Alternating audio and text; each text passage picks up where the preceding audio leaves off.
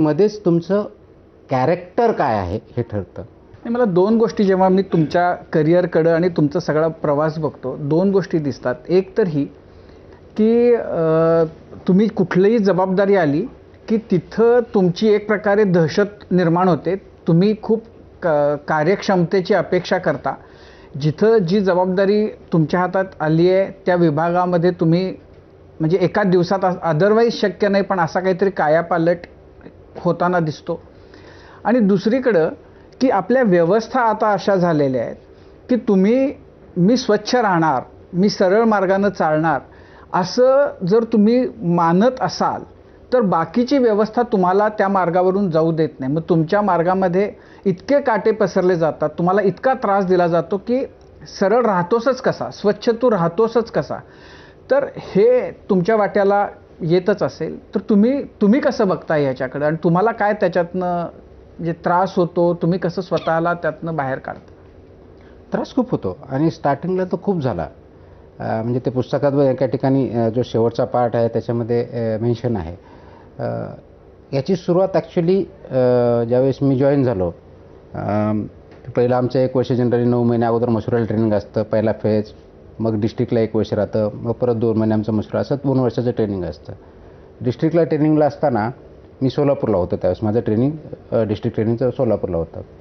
आणि ते असताना त्याच्यामध्ये आमच्याकडे चार्ज पण असतात इंडिपेंडंट, चीफ ऑफिसर, तहसीलदार, BDO, SDO असे 4 चार्ज वेगवेगळे देतात, 1-2 महिने असे असतात.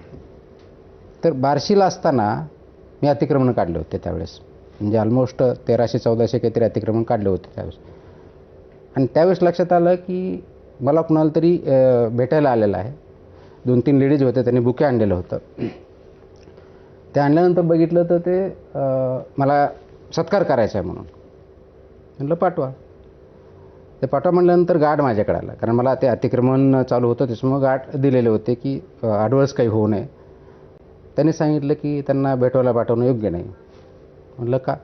नाही म्हणे मला इन्स्ट्रक्शन्स आहेत. आणि मला इन्स्ट्रक्शन कलेक्टरच्या आणि SPच्या होत्या की गार्ड जर सांगितलं नाही जायचं तर नाही जायचं.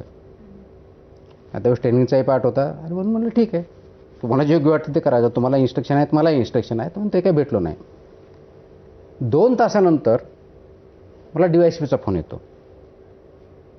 नंतर की देर इज सम प्रॉब्लेम. म्हटलं काय इश्यू आहे? नाही, पोलीस स्टेशनमध्ये कंप्लेंट द्यायला काही लोक आलेले आहेत, ते कंप्लेंट झाल्यानंतर मी बोलतो. ठीक आहे, कंप्लेंट दिली. सर्वसाधारण 1-1:30च्या आसपास फोन आला आणि मग सांगायला आलं की इथं कंप्लेंट द्यायला आलं की तुमच्या विरुद्ध अट्रॉसिटी विथ विनयभंग अशी कंप्लेंट करायला लेडीज आणि ॲडव्होकेट्स आलेले. आता अट्रॉसिटीचा कायदा आहे की तुम्हाला कंप्लेंट तुम्हाला नोंदून घ्यावी लागते, म्हणून ती घेतली. फक्त तुम्हाला ॲडव्हान्स सांगितलं होतं की त्याच्यामुळे कंप्लेंट घेऊन मग पुढं काय इन्व्हेस्टिगेशन करायचं. म्हणलं पॉईंट काय आहे? पॉईंट हा आहे म्हणे की सकाळी तुम्हाला ज्या लेडीज तिथं गार्लँड करायला आल्या होत्या त्याच कंप्लेंट करायला इथं आलेल्या आहेत. It was shocking. आणि मी प्रोबेशनमध्ये. म्हटलं पुढची काय माहिती आहे? पुढची माहिती अशी आम्हाला भेटलेली म्हणे त्यांना तुम्हाला सत्कार करायचा होता, पण तो सत्कार नव्हता करायचा, तुम्हाला गार्लँड करायचं होतं, त्या गाईजमध्ये कपडे फाडून घ्यायचे होते आणि मग त्यांची कंप्लेंट करायची. अरे बापरे. Now that was the incident माझ्या प्रोबेशनमधला. That was shocking. म्हणजे आपण तर चांगलं करायला गेलो आहे, आपण म्हणजे मी माझी पूर्ण व्हिडिओग्राफी ठेवली होती, मी कुठं गेलेलो आहे, काय केलेलं आहे, कोण जवळ आलेलं आहे, सगळं रेकॉर्डिंग होतं. That was different. पण ती काळजी घेतलेलीच होती. पण हे असं का करावं, असं का व्हावं हा प्रश्न मी विचार करताना ह्या 1:30-2ला बोलणं झालं. तेव्हापासून मला आठवतं की संध्याकाळच्या 5 वाजेपर्यंत मी तिथं कुणालाही भेटलो नाही. आय वॉज जस्ट थिंकिंग नेमकं काय चुकलं आहे, काय चुकतं, आपण योग्य आहे की अयोग्य आहे. आपण तर चांगलं करण्याचा प्रयत्न केला, शहराचं भलं केलं, एवढ्या मोठ्या गोष्टी झाल्या वगैरे वगैरे. आणि मग त्या मोमेंटला माझ्यासमोर 2 पर्याय होते. एक, आपण जे करतो त्या मार्गावरती चलत राहणं, दुसरा मार्ग बदलणं. आणि त्या मोमेंटला मी ठरवलं होतं की आपण पब्लिक सर्व्हिसमध्ये आलो आहे कशासाठी. म्हणजे IAS नोकरी पाहिजे म्हणून हे गेलो ऑब्व्हियसली, कारण आपण कोणतीही नोकरी त्या काळात नोकरी पाहिजे, सर्वात बेस्ट पॉसिबल, भावाने सांगितलं वगैरे वगैरे, तर तो इतिहास झालाच. पण आता आलो आहे, महाराष्ट्र भेटलं आहे, तर आपला उद्देश फक्त नोकरी करणं आहे का काहीतरी चांगलं करणं आहे? हा प्रश्न विचारल्यानंतर 1-2-3 तासाच्या मंथनानंतर आणि रात्रभर विचार केल्यानंतर शेवटी मी एका कन्क्लुजनला आलो. आणि ते कन्क्लुजन असं होतं की आपण जो मार्ग निवडला त्याच मार्गाने चालायचं. त्याच्यामध्ये अडथळे भरपूर येतील, त्रास भरपूर येईल, पण तो मार्ग सोडायचा नाही, हे त्यावेळेस मी ठरवलं होतं. आणि तेव्हापासून आजपर्यंत त्या मार्गावर चालण्याचा माझा प्रयत्न आहे. या संकटामध्ये माझी फॅमिली पूर्णपणे, म्हणजे माझी पत्नी असेल, मोठे बंधू असतील, वहिनी असतील, सर्वांनी खूप मोठी साथ दिली म्हणून मी तो शकलो. अदरवाईज याच्यामध्ये तज्ञसुद्धा खूप अवघड गोष्ट आहे. आणि ज्यावेळेस मोठे स्टेक्स असतात तेवढा मोठ्या प्रमाणात हल्ला होतात, केला जातो, कॉर्डिनेटेड एफर्ट केले जातात. म्हणजे अगदी तुमचं कॅरेक्टर असॅसिनेशन करण्यापासून ते जीवनातून उठवण्यापर्यंत सगळ्या प्रकारचे प्रयत्न केले जातात. आणि मी सगळ्यांना मी फेस केलेलं आहे. पण असं प्रसंग झाला असेल ना की नको आता हे, म्हणजे मला की असं अगदी आता हताश, उद्विग्न, उद्ध्वस्त झाल्यासारखं झालंय, मला नाही आता हे सोसवत? बिलकुल. असं कमीत कमी 4 ते 5 वेळेस झालेलं आहे. म्हणजे लिटरली क्विट करावं वाटत असे प्रसंग खूप आले. आणि ते कोणाच्या आयुष्यात येऊ नयेत. आता ते मला इथे डिस्कस करता येणार नाहीत, अगदी फॅमिलीपर्यंत डिस्कस करता येत नाही, अशाही गोष्टी घडतात.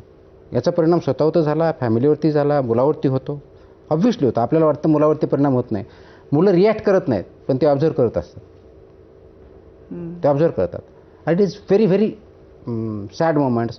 असे म्हणतात एवढे लोनली असतात, यू कांट बिलीव्ह इट.